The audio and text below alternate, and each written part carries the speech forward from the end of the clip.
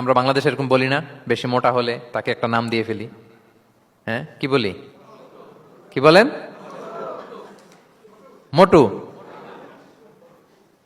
তারপর কেউ চিকন হলে তাকে একটা নাম দিয়ে ফেলি, চিকন আলী। এরপর ধরেন যে কারো হয়তো নাক ছোট, চোখ ছোট, তাকে চাকমা বলে আমাদের এলাকায়। হ্যাঁ, নাক ছোট চাকমা, তো এটা হইলো? তো সে কি নিজে তার নাককে এরকম বানাইছে? এরকম নানা ধরনের আকৃতির অনেক কিছু হতে পারে। এই যে বডি শেমিং, এটা হারাম। এটা কি? এবং জরিপে এসেছে অনেক বাচ্চারা স্কুলে যেতে চায় না তার দেহের বিভিন্ন আকৃতি নিয়ে, তার বন্ধুরা তাকে টিস করার কারণে। খুব মোটা সে, তাকে নিয়ে তার ফ্রেন্ডরা এমন কথা বলে, সে আর স্কুলে যাওয়ার প্রতি আগ্রহ ফিরে পায় না। এটা কত বড় সামাজিক সমস্যা আপনি খেয়াল করেছেন? হ্যাঁ, কখনো কারো আকৃতি নিয়ে কোনো কমেন্টস করা যাবে? কারণ আকৃতিটা দিয়েছে কে? এটা খবরদার, এটা বড় কবিরা গুনাহ। আব্দুল্লাহ ইবনে মাসউদ রাদিয়াল্লাহু তাআলা আনহু, এই সাহাবী, ওনার পা দুইটা ছিল চিকন, চিকন পা। উনি একবার আরাক গাছের চূড়ায় উঠেছেন, মেসোয়াকের ডাল ভেঙে মেসোয়াক করবেন। বাতাসের ঝাপটা, ওনার লুঙ্গিটা একটু সরে গিয়েছে, পা দুইটা দেখা গিয়েছে। তো এত চিকন পা দেখে সাহাবারা সবাই হাসতেছে নিচে। রাসূল ইসলাম বললেন, ব্যাপার কি, তোমরা হাসো কেন? বলে যে ইবনে মাসউদের পা গুলো দেখে দেখেনি রাসূল কত চিকন পা, হাসতেছে। রাসূল ইসলাম রাগান্বিত হলেন, বললেন, ওই সত্তার শপথ যার হাতে আমার আত্মা, ওই আল্লাহর কসম করে আমি বলি, লাহুমা আসকালু ফিল মিজান মিন উহুদ, এই পা দুটো মিজানের পাল্লায় রাখা হলে কিয়ামতের দিন উহুদ পাহাড়ের চেয়ে বেশি ভারী হয়ে যাবে। তার মানে এত সম্মান ইবনে মাসউদের, সম্মান আল্লাহর কাছে, কল্পনা করেন, উহুদ পাহাড়ের চেয়ে বেশি ভারী হয়ে যাবে। কিন্তু আমরা অনেক সময় এই মানুষের আকৃতি নিয়ে তুচ্ছ তাচ্ছিল্য করি। রাসূল সাল্লাল্লাহু আলাইহি ওয়াসাল্লামের একজন স্ত্রী ছিল, নাম সফিয়া। কি নাম? সফিয়া বিনতে হুয়াই ইবনুল আখতাব।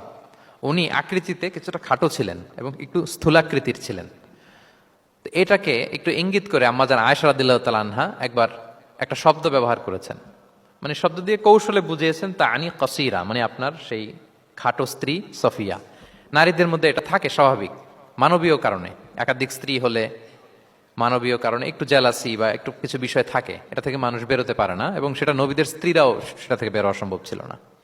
তো কথা বলতে বলতে এমন একটা শব্দ বললেন যেটা দিয়ে সাফিয়া রাদিয়াল্লাহু তাআলা আনহাকে বুঝালেন যে আপনার অমুক স্ত্রী, মানে তিনি আকৃতিতে কিছুটা খাটো এবং কিছুটা স্থূলাকৃতির। এই শব্দটা রাসূল ইসলাম পছন্দ করলেন না। বললেন, আয়েশা, এটা তুমি কি বললে?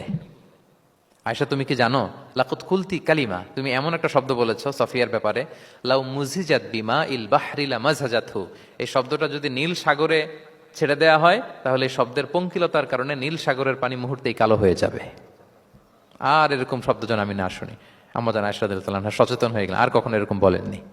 দেখেন, রাসূল ইসলাম কখনো এই বডি শেমিংকে স্পেস দিতেন না, কখনো না। আমরা এগুলোকে ছোট মনে করি, কিন্তু যাকে আপনি বলেন সে অনেক কষ্ট পায় মনে।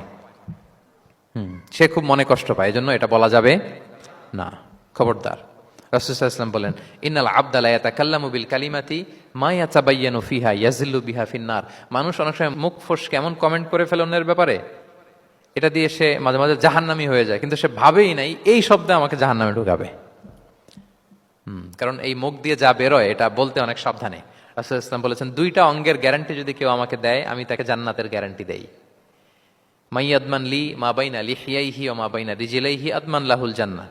দুই অঙ্গের গ্যারান্টি যে দেয় তাকে আমি জান্নাতের গ্যারান্টি দেই। এক হচ্ছে দুই চোয়ালের মাঝখানে যা আছে, মানে জিহ্বা, এই জিহ্বার গ্যারান্টি যদি দেয়। আরেকটা হচ্ছে দুই পায়ের মাঝখানে যা আছে, মানে মানুষের প্রাইভেট।